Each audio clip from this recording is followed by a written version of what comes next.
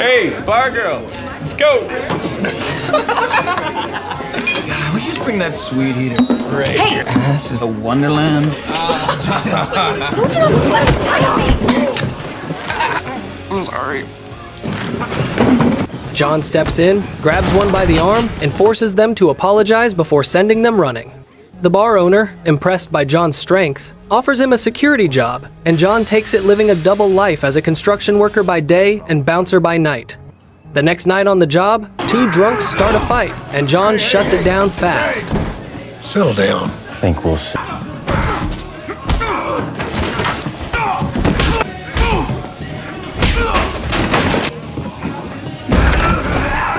Split you where the good Lord split you. Watching all this is Frankie's boyfriend, Reno Paul Saint, who sees potential in John and hands him his card, hinting at a better offer. John turned down Reno's offer, saying he already had two jobs to juggle. But one day, after his shift at the construction site, a woman named Veronica showed up unexpectedly. She was the wife of the man John had killed years ago and the very person who helped shorten his sentence. But her help came with a price. She demanded $250,000 to pay for her daughter's heart transplant. Wanting to make things right, John promised to help. He checked his savings, but it wasn't even close to enough. Desperate, he turned to Frankie, who took him to meet Reno again, this time at a secret underground arena, packed with shouting fans and fighters. Reno finally revealed his plan. He wanted John to fight for money. Each win would bring in a fortune from bets. But John, still on parole, refused to take part in anything illegal, no matter how tempting it sounded.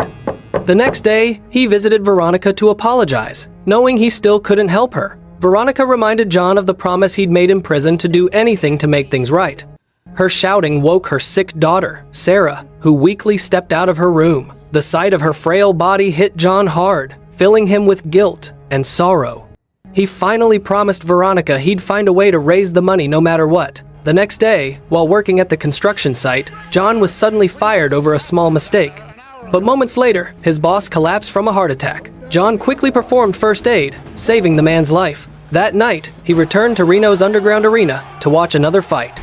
During the match, Reno's fighter got badly injured and couldn't continue. Without hesitation, John volunteered to take his place. But before his fight could begin, Mr.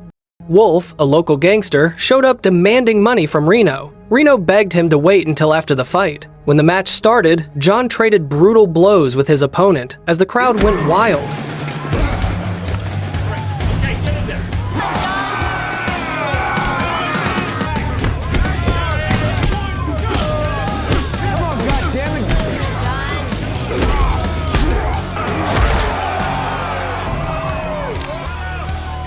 In the next round, weapons were allowed. His rival grabbed a steel rod.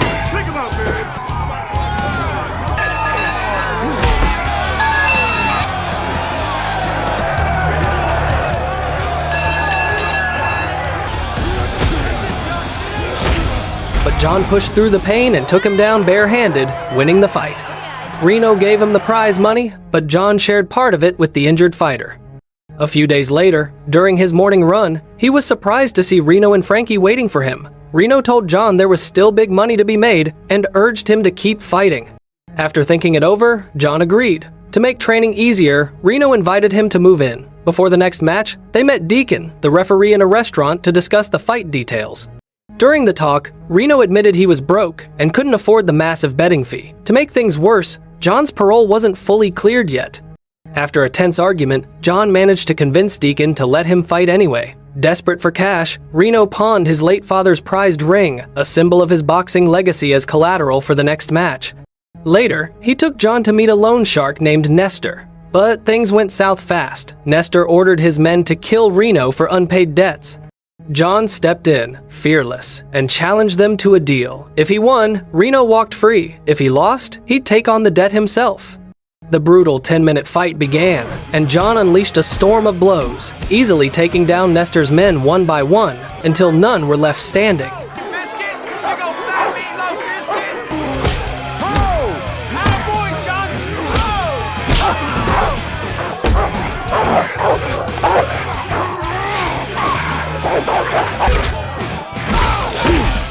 John quickly knocked out his opponent and claimed victory. Without wasting time, he and Reno left the area. On their way home, John got a call from Veronica. Her daughter Sarah had suddenly collapsed and was rushed to the hospital. Seeing the frail girl lying weakly in bed tore John apart. He promised himself he'd do whatever it took to help her get the surgery. Later, while leaving, he overheard Reno and Frankie arguing. Frankie accused Reno of using John just to clear his debts, but Reno denied it, saying John was just an ex-con and not as noble as she thought. He even accused Frankie of liking John. Right then, John walked in, making the tension thick in the air. That night, before his next match, Reno apologized for his harsh words. John kept fighting and winning each match tougher than the last, but even after all those victories, he still hadn't earned enough to face the reigning champion. His fame was growing fast though, so fast that other fighters started backing out of matches in fear. Reno wasn't too bothered. He said he'd find John another worthy opponent. One night at the bar, John noticed two men staring at him from a car. Turns out, they were working for Veltz, a dangerous mob boss Reno owed money to. While Reno gambled somewhere else, Veltz's men showed up, demanding payment, forcing Reno to beg for more time. Veltz's men warned Reno he had 1 week to pay up, or Frankie would pay the price. Desperate, John entered a brutal match against a Mexican fighter. It was an intense brawl.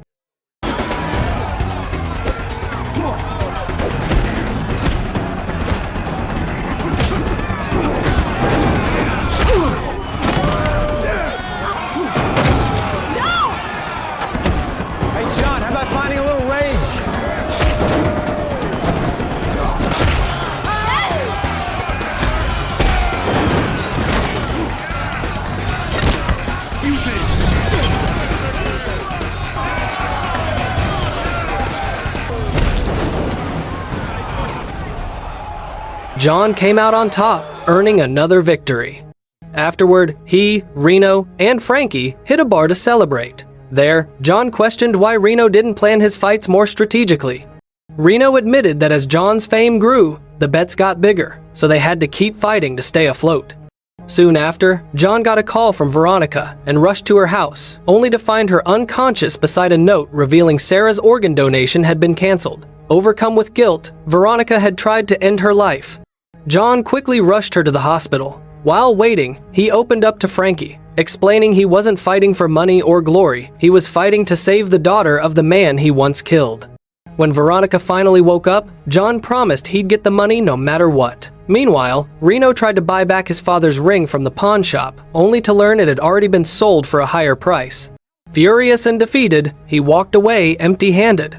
One night, John faced Nestor's men again. After the fight, Reno and Nestor arranged a new match with a $150,000 wager each.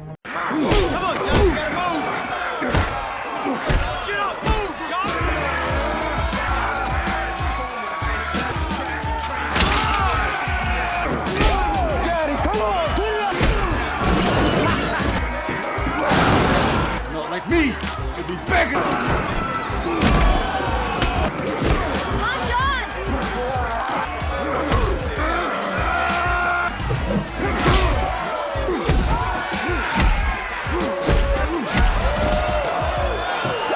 John asked Nestor to surrender, but he refused, insisting the fight continue. Not wanting to kill anyone, John walked away, giving Nestor the win. Meanwhile, Veltz's men caught Reno and beat him brutally for not paying his debt. The next day, they followed John and took him to a luxury mansion, where he finally met Veltz, the father-in-law of John's old construction boss. Grateful that John had saved his son-in-law's life, Veltz promised to grant him one favor. John asked for two things: to fund Sarah's heart surgery and to clear Reno's debt. But Veltz said he'd only grant one. John chose to help Reno. Later, he decided to leave Reno's house, and Reno tearfully thanked him for everything.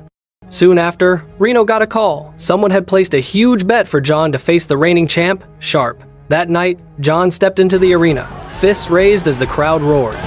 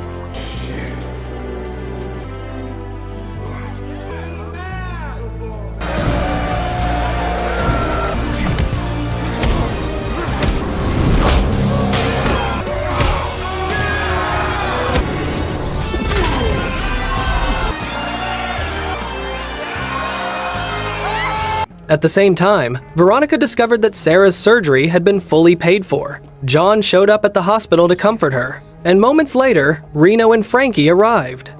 John returned Reno's family ring, finally closing the painful chapter they'd shared. In the end, this movie shows that no matter how far you run, your past always finds you.